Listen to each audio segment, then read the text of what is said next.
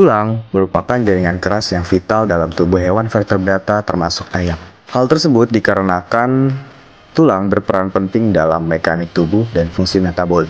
Komponen utama tulang adalah matriks tulang yang terdiri dari kolagen dan mineral kalsium fosfat yang memberikan kekuatan dan kepadatan tulang. Proses pembentukan dan penghancuran matriks tulang umumnya dikenal sebagai difosforilasi tulang yang dipengaruhi oleh berbagai faktor eksternal, misalnya termasuk pH lingkungan.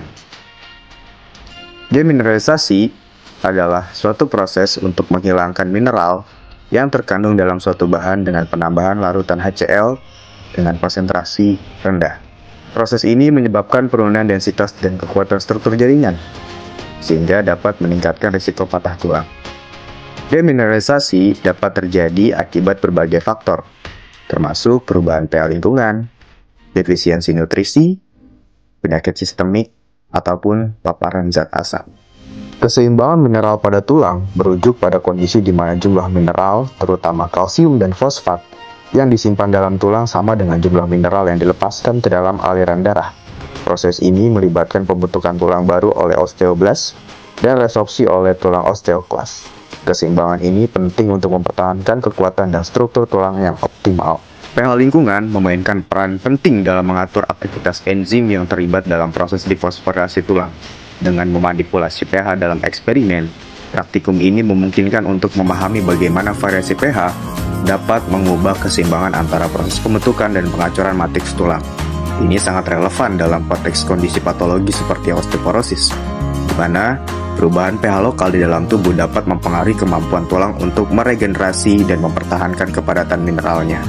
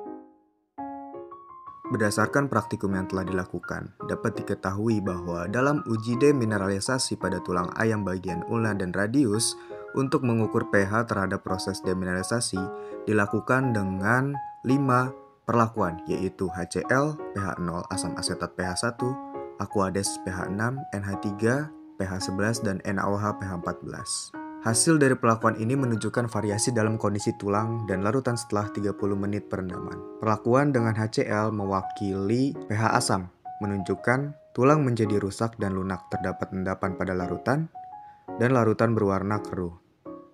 HCl dengan pH 0 adalah larutan yang sangat asam. Keasaman tinggi ini menyebabkan ion hidrogen H+ dalam HCl bereaksi dengan komponen mineral utama, yaitu kalsium fosfat.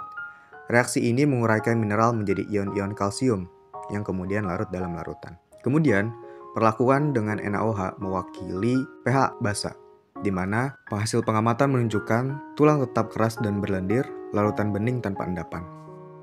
NaOH dengan pH 14 adalah larutan yang sangat basah. Meskipun basah kuat, dapat merusak beberapa bahan organik. Efeknya terhadap tulang mineral, terutama bagian kalsium fosfat, tidak seagresif asam kuat. Ion hidroksida atau OH- dalam NaOH tidak bereaksi dengan kalsium fosfat dengan cara yang sama seperti ion hidrogen dalam asam. Demineralisasi tulang adalah proses penghilangan mineral dari jaringan tulang yang dapat mempengaruhi kekuatan dan kepadatan tulang. pH lingkungan di sekitar tulang memainkan peran penting dalam proses demineralisasi ini. Berikut ada penjelasan mengenai bagaimana pH mempengaruhi demineralisasi tulang. Asam kuat pH 0-3 ketika tulang terpapar pada lingkungan yang sangat asam seperti HCl dengan pH 0, ion hidrogen H+ dalam larutan asam akan bereaksi dengan mineral tulang utama, yaitu kalsium fosfat. Reaksi ini menghasilkan kalsium yang terlarut, menyebabkan demineralisasi tulang. Asam lemah.